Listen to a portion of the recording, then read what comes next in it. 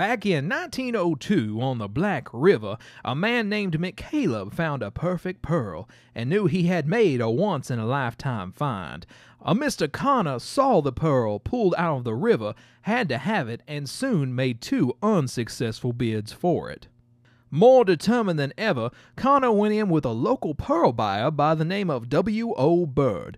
Now, having been around river people long enough to know what made them tick, the 2 men figured that an even $1,000 in new $100 bills would surely do the trick if they could just beat that Memphis buyer they knew was on his way.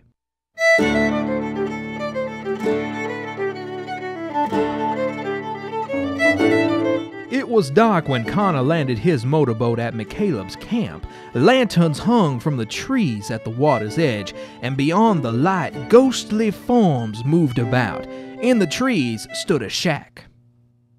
Connor took his place in line with the other pearl buyers. The Memphis buyer hadn't gotten there yet. He soon heard the high bid was up to $820.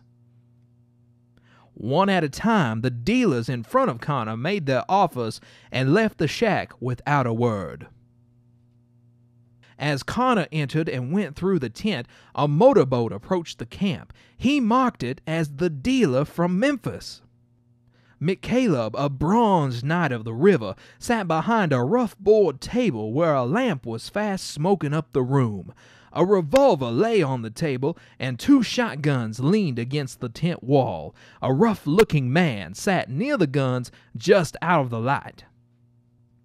The cigar box holding the rare pearl remained closed, because Connor had already seen it before.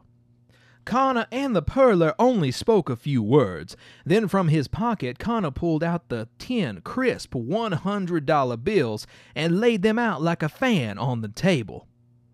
McCaleb stared silently at the bills. The guard stood up and leaned into the light. McCaleb slowly nodded and raised the box's lid.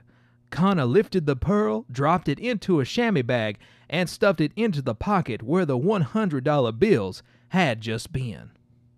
After the transaction, he made one request of McCaleb: don't let on that the pearl had been sold until he was well down the river.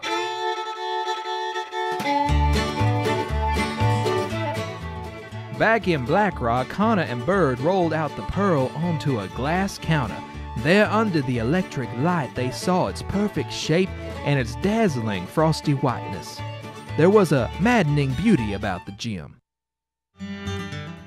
As morning broke, Mr. Bird left by train for St. Louis, took the pearl on to New York City, and eventually sold it in Paris, where they say it became part of a royal collection.